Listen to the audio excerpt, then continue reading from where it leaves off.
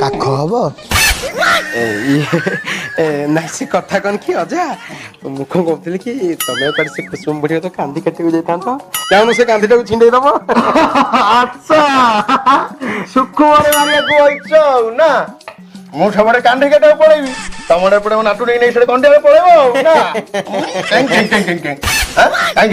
ହଁ ଦିଟାଙ୍କ ଶଳେ ମୋ ଆଗରେ ଦାନ୍ତକୁ ନେପାରି ଭାବୁଛ ମୋ ନାତୁରୀ ସହିତ ଖେଳିବ କବାଡି ନା